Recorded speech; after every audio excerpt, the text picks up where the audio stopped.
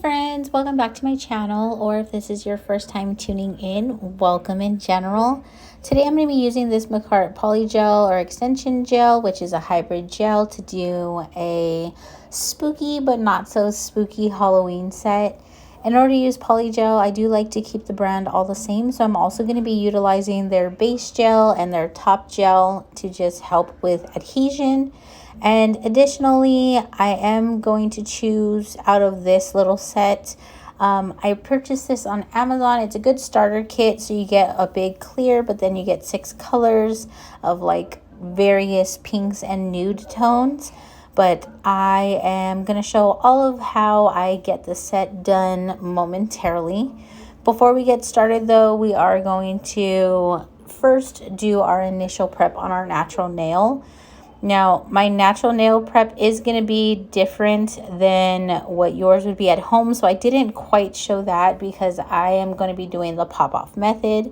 I do shoot videos for content, so I'm not going to keep them on very long, so I didn't want to show you guys something that wouldn't stay. In the case that you're doing yours though, you want to prep and dehydrate the nail after you place your tip on and just on the natural nail bed, and then you'll be doing this step with the base gel. But you're also going to want to rough up that tip so that way the base gel has something to stick to, since gel doesn't stick to like really slick or soft, smooth surfaces. In my case, I didn't do all of that again because I am going to be taking these off within maybe 24 to 48 hours. So I'm just going to use them for today's purpose. But if you have any questions on Polygel prep, I do have a video previous with the blue flames and the pink art. That one is going to show you a little bit better. For today though, we're going to jump right into the actual design itself and the application of the Polygel. In order to use Polygel, you do want to have a UV brush or like a gel brush. This one here is honestly really not expensive. It came in a 3-pack also on Amazon, and I'll have everything listed in the description box. And I kind of cut it to make it a little bit more pointy. That way I can get into like the crevices and the small curvatures of the natural cuticle line. But again, this is just something that I do on myself. I recommend using a better brush if you are going to be doing this for a client. Now, going in first, I use a very thin layer and a soft hand or a soft amount of pressure to put the Polygel on. This Polygel itself from Makartt is really nice. It's a little bit thicker than some of the other ones that I've tried, and it's my preference in texture. That way it's not moving around a lot, so you're not chasing it. And in my opinion, very beginner friendly. But if it is a little bit too stiff for you, you can always warm it in your hand first. That's something that I learned. Polygel definitely changes consistency with temperature in the household too. So if you are in a warmer climate, it's going to be a little bit softer. You can always pop it in the fridge for a couple of minutes just to stiffen it up some, like in my case, and it'll kind of hold that form a little bit better. Next, this is my second layer. So I did go ahead and cure the first one. With it being a thicker formula, I do highly recommend working in layers. So rather than just doing the one bead, that can get extremely hot when you go to cure it. So I would do a thinner bead just to kind of get the structure down. And then you can go in with a second or even a third bead like I did here. And that will build the apex for you. Now, when I'm building apex, I do want to focus a lot of the product close to the actual breaking point of the nail. So right where the tip meets the natural nail, just a little bit above that. And then I will look from all angles to kind of get the shape how I want before I flash freeze it, which is like a 10-second cure, and I'll move on to the next nails. After you're done with all of them and you're done with the 10 to 15 second flash freeze, you're going to pop them all in for 60 seconds to 2 minutes, depending on if you're using a UV or an LED lamp. And then you're going to want to wipe that inhibition layer with some rubbing alcohol. Now, this is isopropyl alcohol and it's 91%. Anything over 75-ish% should be perfectly fine. I just recommend using something that's in the 90s. The higher the strength is, the better it's going to be at taking that inhibition layer off. And all that layer is a sticky layer that's left behind by the hybrid gel. that kind of went up to the surface. It's very beneficial to leave that if you're building the nail still, but since we're done, we'll go ahead and wipe it. My camera did unfortunately cut off when I was doing filing and shaping, so I am so sorry. But I used this brush here after I filed and shaped, and I did use a dust collector. Polygel does have a lot of dust, so you want to protect your lungs at a very minimal if you are not going to use that, or if you do not have a dust collector already. You are definitely going to want to use a mask just to protect yourself. So when I started this design, I kind of knew that I wanted to do something purple since I felt like that was Halloween, but most people use traditional blacks, reds for like blood, orange, of course, for jack-o'-lanterns. So I didn't want to do something like that. I did want to make it a little more vintage looking. So I did 2 coats of this really pretty purple color from Makartt. I am going to go over that though here with my Beetles foil glue because I was really kind of leaning towards the vintage look. So Halloween, but something that was still really pretty, or it could be wearable and wasn't necessarily in your face gruesome. I'm definitely excited to do some of those sets, but this was going to be my first, or like the introduction to my holiday season. So a little more mild in this video. Once you cure this for 60 seconds though, it's important to let it cool for a couple of seconds. You don't immediately want to go in with your gel. That's one of the biggest tips I can give, is if you are going to be using gel or like the foil glue, definitely let it cool off. I also do not use a silicone tool. I just don't feel like those work very well for me. I do think me using my fingers like this and just taking my time to press and really, really rub it into the nail, I can kind of match or mimic the curvature, I guess you would say, of the natural nail or of the artificial nail, really. And the heat from my finger, I think, helps to release that foil just a little bit better. Now, on here, I did leave that I didn't really go around the cuticle line very well. So I'm going to show you how you can still go back and fix that. Up at the top there, you can see it's missing. So I'm just going to take that same foil and just kind of match the missing piece. There we go. And get that pressed in really, really well. Now, it looks like I have a lot of force, and I don't know why it shows that way, but really I just wanted to make sure it's stuck down. And voila. It is perfect. It transferred nice. A little bit did get on my finger, and that's totally my fault for getting a little bit of the gel there, which is why it's important to clean up before curing. But that's what that looks like. And we're just going to go ahead and top coat it, call it a day on that nail. Moving on though to our ring finger, I'm going to take this FZANEST gel polish. It's a really pretty jelly nude color, but this one is a gray based nude, so it's definitely more of like the cool tone kind of look. And I thought that would really complement the purple. So we'll go ahead and get 2 coats of that on, and I think it's beautiful. And then we're going to go in with this white Beetles gel liner. I do have an entire dedicated video for these gel liners if you're interested, but they are super creamy, really pigmented, and I know I say it a lot, but I highly recommend these. I did use them to go in and draw some cute little ghosts. Now, I am working on the technique for my ghost, and again, this is, or maybe I didn't say it, I'm working on my dominant hand with my non-dominant. So I'm right-handed, I'm using my left hand for all art.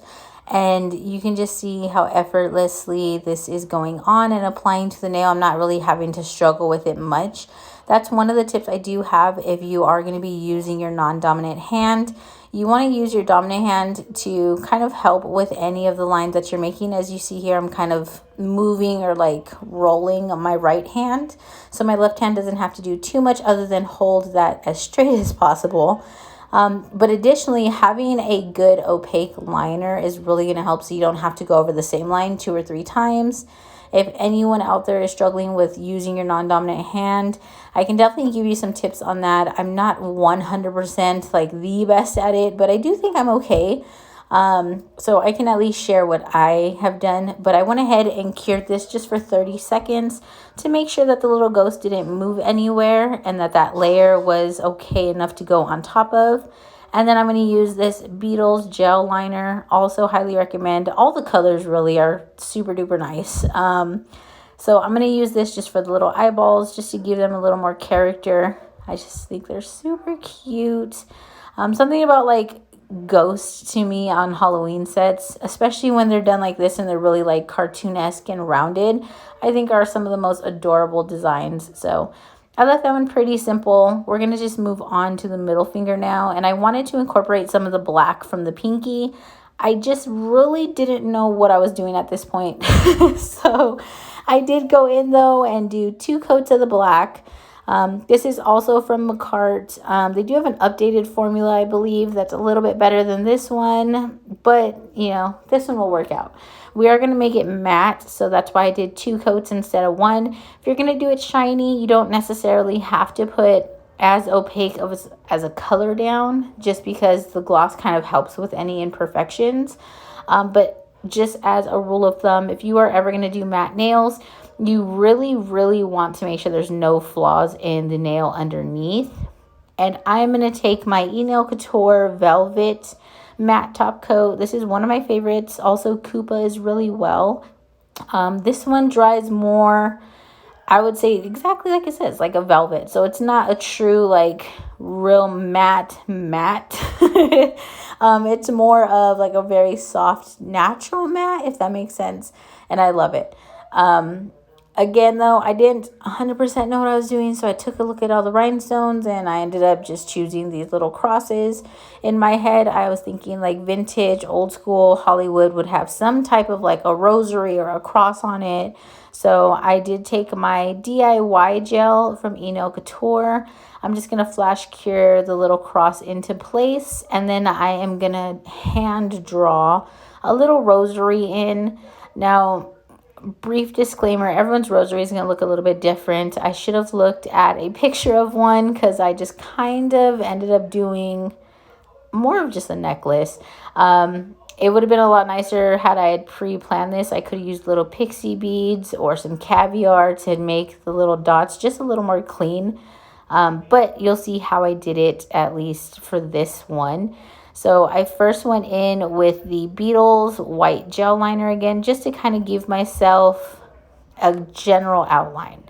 I am going to revisit this kind of design and do it, I think, better next time. But for this time, this is how I did it. And I just kind of drew on where I was going to put that down. Once I had that done, I did just do a quick flash cure. So we're going to cure the little line for maybe 15 seconds. It doesn't have to be completely dry, because I am going to use some more of that DIY gel over it to make a sticky layer, so that we can start putting down some rhinestones. And the rhinestones I chose actually came as part of a Makartt order. They were different fall colors, so they were like purples, oranges, reds. I just thought they were really, really pretty. And I went ahead and used those with a couple of these little teeny tiny stars, just so I could have some type of variation to the chain, or like where it would break up. But I'm going to let you enjoy some music while we get this part kind of finalized.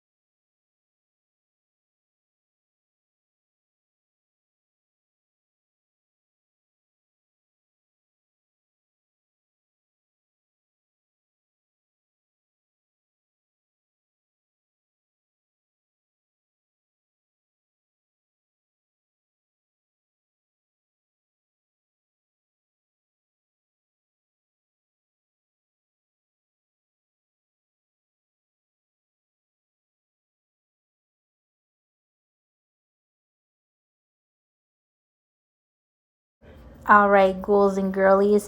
Now that we're back, we are on to our pointer finger. I am going to go ahead and just do a quick little ombre to tie in some of the purple that we did on the pinky.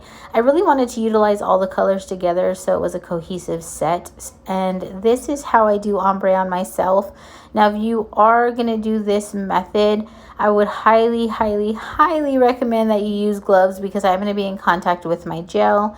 For today's video purposes, I just used my finger because I could not find my gloves, so I have to get a little bit better at that.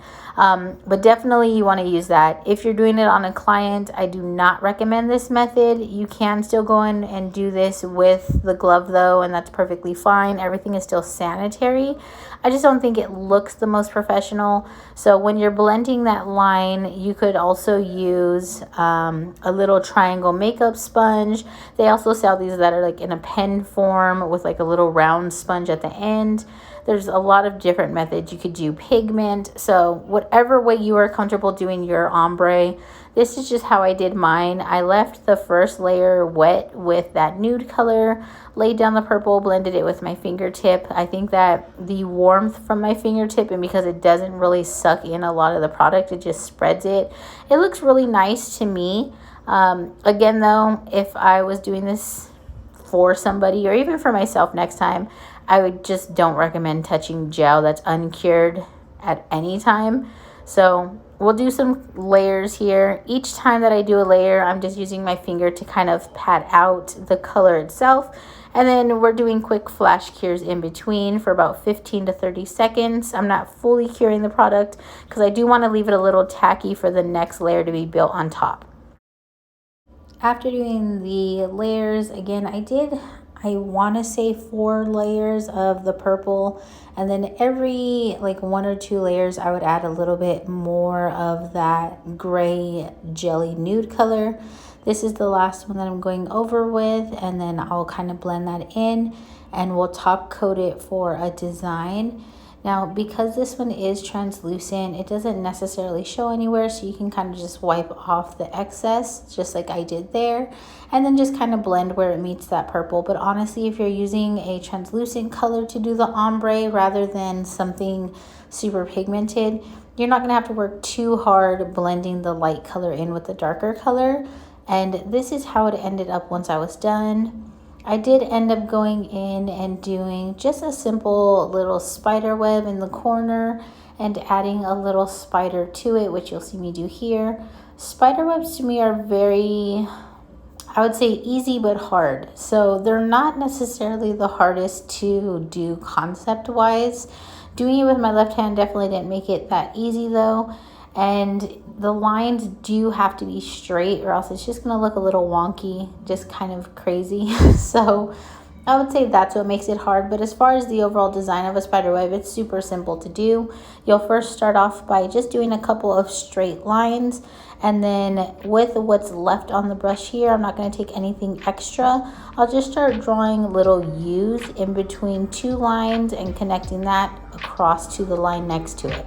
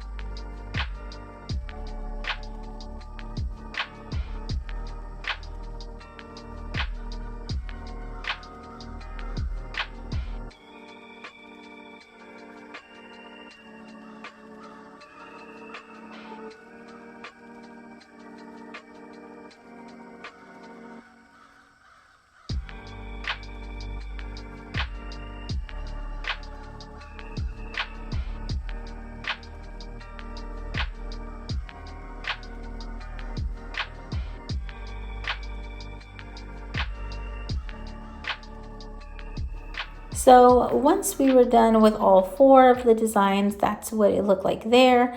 I did go in off camera and just put 2 coats of that same nude color that we used on the ghost finger. And that will just give us kind of a base, so that way it's not just that pink polygel. I also went ahead and put some lines down for a cute little mummy. Now, mummies also to me are pretty easy. You can do it just however your heart desires. You just want to put a couple of lines across and slanted on one of the nails, add some eyes, and that's pretty much it for the design. Now, I do think it is helpful to use a liner brush to do this, kind of like this gel polish here. But if you don't have that, you can also just use a really pigmented gel polish color. Obviously white is going to look the best because that's what's wrapped up, but you can also do like an off-white or even like a beige color just to give it a little bit more wear, and make it look a little more authentic, like if it's an actual mummy wrap. Now, there is no specific rules, I would say, that I have come across or things that I think are necessary when doing a mummy. The only thing is that you like how it looks, or your customer likes how it looks. I like to start off with like the slanted lines on the top, since I don't necessarily want to do a straight line and cut the bed and make the customer's nail bed look any shorter. So I'll go in and do the crosses first, and then I'll add a couple of straight lines across, just kind of carrying this flow down the rest of the nail. And then we'll add some little eyes just to give it a little more like character or like a cute kind of look. Now for mine, because I did again go in and want this to be like a really cute girly kind of Halloween set, I wasn't trying to make it really spooky at all. I did go ahead and use my pinpoint tool, or like my dotting tool that comes to a point, and that was just so I can add these really cute, like tiny, they're literally the smallest thing, but the tiniest little eyelashes. I just thought it was super cute to do that, and I just carried that through and did 2 eyelashes on both eyes. You can just leave it just the other way. You could also do just 2 black dots rather than dragging it like I did to make them longer. But this is how the set came out. I really think it came out super cute. Again, nothing scary, at least not yet.